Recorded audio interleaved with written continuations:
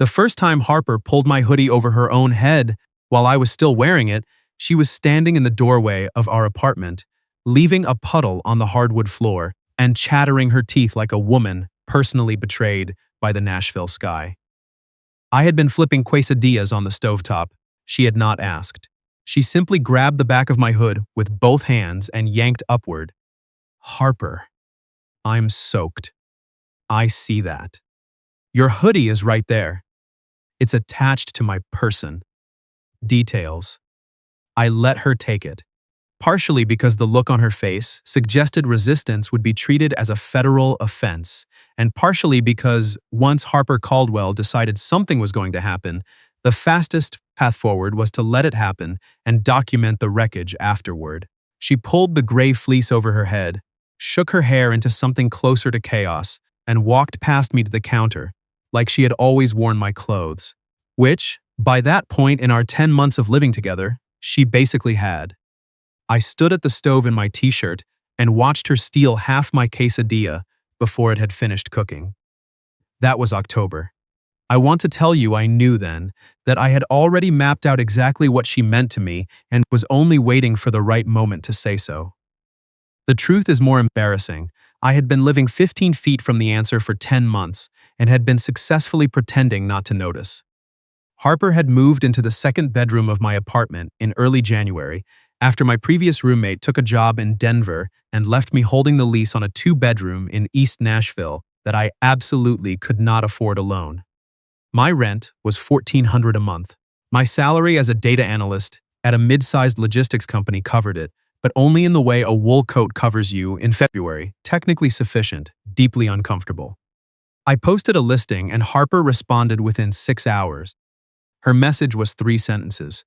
She asked whether the apartment allowed cats. I told her there was a no pets policy. She replied, "Good, I don't have a cat. I just wanted to know what kind of building this is." She moved in the following Saturday with 2 carloads of photography gear, a futon she called vintage, and a small cactus she introduced to me by name. His name was Seymour. You named your cactus. Seymour named himself. That's not how cacti work. Seymour is not interested in your framework. By the end of her second week, Seymour had been joined on the windowsill by 3 more succulents she referred to collectively as the council. By the end of the first month, she had rearranged the living room furniture without telling me, and I had discovered that it was objectively better that way, which I refused to admit for 11 days. Living with Harper was easy in every way that made me suspicious of it. She was a freelance photographer. Weddings, portraits, the occasional commercial shoot. So her schedule was unpredictable in ways that turned out to complement mine. She made enough noise in the morning that I stopped needing an alarm.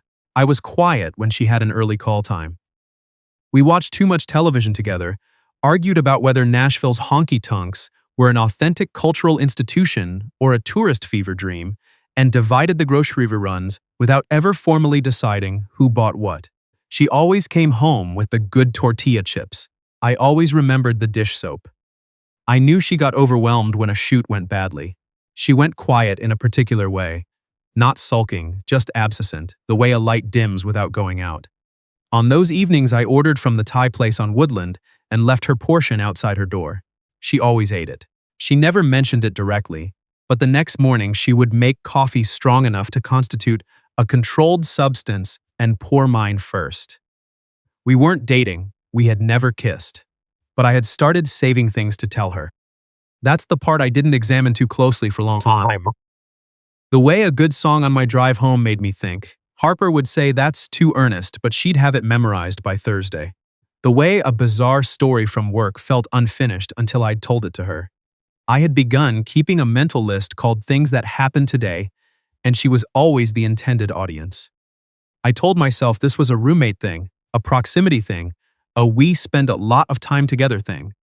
I was 31 years old, and I was lying to myself the way only someone with a very good reason to lie can manage. The reason was simple and boring, and I hated it. I had done this before. Not with a roommate. With a girlfriend I'd dated for 2 years, moved in with at 28, and separated from 6 months after that. The apartment had been hers. I had packed my things into boxes the Saturday after Thanksgiving, driven them to a storage unit in Brentwood, and spent 3 weeks sleeping on my brother's couch in Murfreesboro while I found somewhere to land. That experience had left me with a very clear operating rule. Home and relationship on the same foundation meant losing both at once. I was not going to do that again, so I didn't examine the list of things I wanted to tell Harper. I kept it clean. We were roommates, good ones, the best I'd had. And then it was October, and she walked in from a wedding shoot that had gone 3 hours over because of a thunderstorm. And she took my hoodie, and she looked at me across the counter with her hair wrecked, and her mascara slightly wrong, and her expression completely unguarded, and something slid sideways in my chest that I couldn't quite put back. The ceremony was outside, she said. I figured. The groom cried, like genuinely ugly cried. It was the best thing I've ever photographed. You look like you also cried.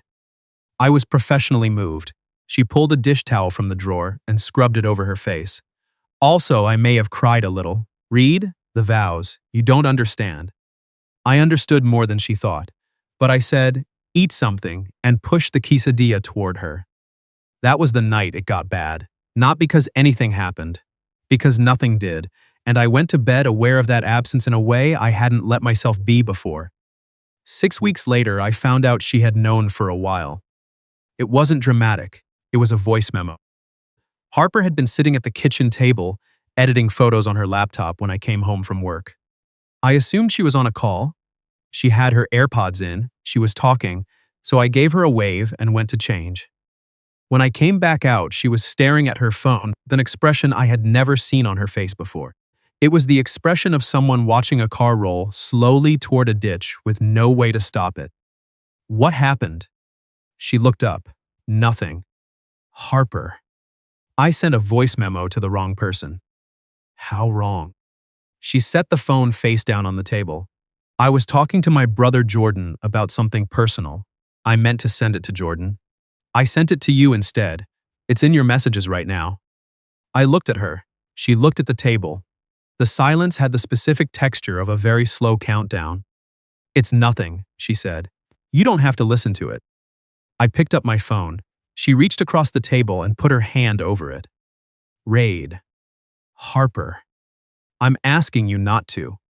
You sent it to me. By accident. Then it was meant for Jordan, and it won't matter that I hear it. She pulled her hand back.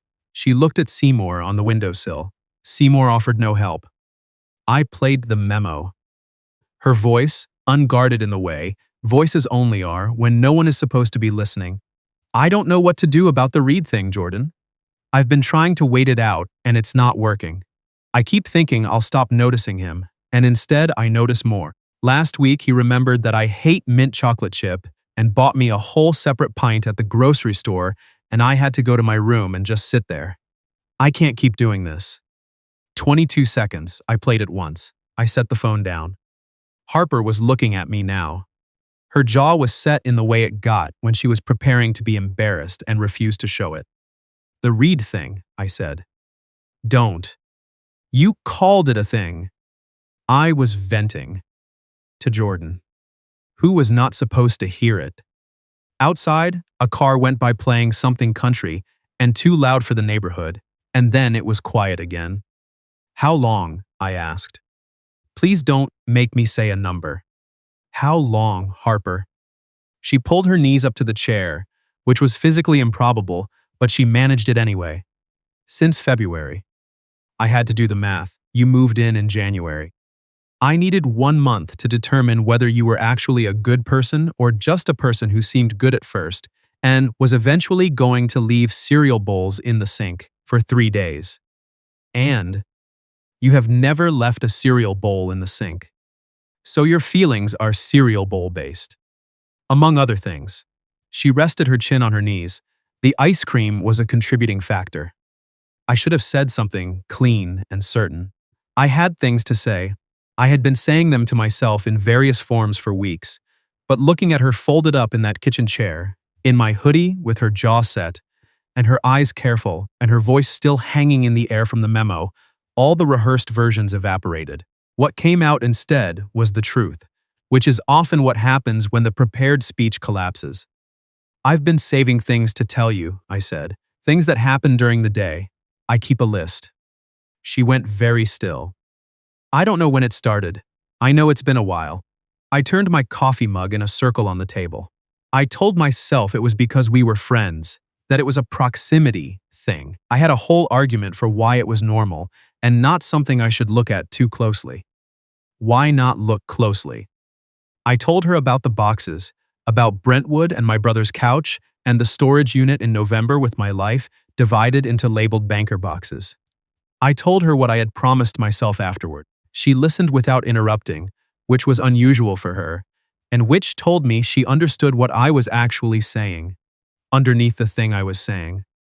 You've been protecting yourself, she said, when I finished. I've been protecting this. I gestured. At the kitchen, the apartment, the accumulated shape of our 10 months together. You come home, and I know about it before you say anything because of the way the front door sounds. I know you need 20 minutes alone after a long shoot before you want to talk. I know Seymour's original name that you decided against. I stopped. I didn't want to lose it. Her eyes had gone soft in a way she usually didn't allow. What was Seymour's original name? Reginald. You thought it was too formal for a cactus. She laughed, and it caught in the middle, and she pressed her knuckles briefly against her mouth.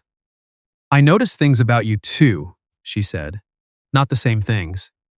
But I noticed when you stopped scheduling dates. I noticed that you check tomorrow's weather not for yourself, but to see if I'll need a jacket. I noticed that you laugh at my jokes before I finish them because you already know where they're going. She looked up. It's not a cereal bowl thing, Reed. It hasn't been for a long time. I should tell you the rest was simple. It wasn't, but it also wasn't complicated in the ways I had been afraid of. It was just honest, which turns out to be the hardest version of simple. I told her I wanted to try. She told me she'd been waiting for me to figure that out for approximately 9 months and was beginning to lose confidence in my timeline. I said I'd been dealing with self-imposed obstacles. She said that was a very data analyst way to describe being stubborn. I said she wasn't wrong. She said she knew. We stayed at the kitchen table for 2 more hours. Harper made a second pot of coffee around 9, and I moved to her side of the table because it was closer to her, and she didn't say anything about it except to push the mug in my direction. The first time I kissed her, I had been in the middle of a sentence about something unrelated. The coffee, the weather, some segue I can no longer reconstruct, and I just stopped. And she looked at me, and I closed the remaining foot of distance between us, and she kissed me back before I had completed the thought. It was nothing like I had imagined, better actually, softer, and then not. I had braced for it to feel like crossing a line. It felt like finding one. 2 weeks later, she told me about Austin. A commercial photography studio had reached out, a referral from a colleague, about a 6-month contract. Good money, the kind that would cover a year of her student loan payments in a single quarter. The work was solid. The studio had a real reputation. The only thing wrong with it was that it was in Texas. She told me in the kitchen, standing with her coffee mug, and I could see she had been sitting on it for days. You should take it, I said. We just started this 2 weeks ago. 6 months is not the rest of our lives. Austin is 4 hours by plane. I've already looked at flights. She blinked. Southwest has a decent direct route. I have PTO I haven't touched since April. You looked at flights. I looked at flights. The tension in her face shifted into something she was trying not to let me see. I hate how practical you are. No, you don't. No, she admitted, I really don't. She took the contract. I drove her to the airport in January with her camera bags and a carry-on and a small tote that held Seymour, because the studio had said they were plant-friendly and she had decided cacti counted. The security line was long. We said goodbye near the entrance, and she hugged me, and then she put her hands flat against my chest and looked up and said, "Don't stop saving things to tell me. I'll text them." Call texting loses your delivery. She was right. I called. 3 or 4 times a week, long calls that started as check-ins and ran until one of us had to be somewhere. She sent me photos, not the polished ones, the behind-the-scenes ones. The client who'd brought their dog to the shoot, The lunch truck parked outside the studio. The Austin skyline at a time of day where the light did something specific that she couldn't explain, but I could see in the image. I sent her the grocery receipt from the week I accidentally bought the wrong tortilla chips in protest and then felt too guilty to eat them. She sent back a voice memo laughing for 20 seconds straight. I did not take any of it for granted. 5 months and 3 weeks in, she called on a Thursday night and said she was coming home. The contract ends in a week, I said. I know. You sound like you have something else to say. They offered to extend it, another 4 months. I sat with that for a moment. What did you tell them? I said I had to think about it. A pause. I'm done thinking. And Seymour hates Austin. Seymour is a cactus. Austin is essentially his natural habitat. Seymour has opinions. Her voice changed, quieter, the way it got when she was being honest at a cost. I miss you. I miss having someone who already knows the context before I start explaining. I miss the kitchen and the terrible Nashville traffic and the council. She stopped. Come to the airport Friday. I was at the airport Friday. She came through the arrival's door in a denim jacket and running shoes, her camera bag over one shoulder, and the tote I knew held Seymour. She was already scanning the crowd, and when she found me, she did the thing she almost never did in public, which was let her face just open. I walked toward her, and she shifted the bag to her other shoulder, and I pulled her in before either of us said anything. Hi, she said into my shoulder. Hi. It's raining. Started this morning. She pulled back and looked at me. Her hair was already picking up the damp from the air outside the automatic doors. You didn't bring an umbrella. I forgot it. You checked the weather at 6 a.m. It said 80%. I was focused on other things. She looked at me for a long moment. Then she reached up and pulled the hood of my jacket over her head, exactly the way she had with my hoodie 10 months ago in the doorway of the apartment. Except this time she kept her hands on my shoulders instead of letting go. I declined the extension, she said. I know. I didn't want another 4 months of calling you about the light. I know that too. I want to tell you in person. She was watching me with the careful eyes she saved for things that mattered, not over the phone. The automatic doors slid open behind her, and a gust of wet Nashville air came through. The particular smell of early spring rain on asphalt, that specific city smell that I hadn't thought about until the 5 months it was gone, and Harper shivered once inside my jacket hood, and I put both hands on either side of her face. I love you, I said. I've been saving that one too. Her breath came out slow. The careful eyes went somewhere past careful. You could have texted it. You said texting loses the delivery. I did say that. Her hands tightened on my shoulders. Say it again. I love you, Harper.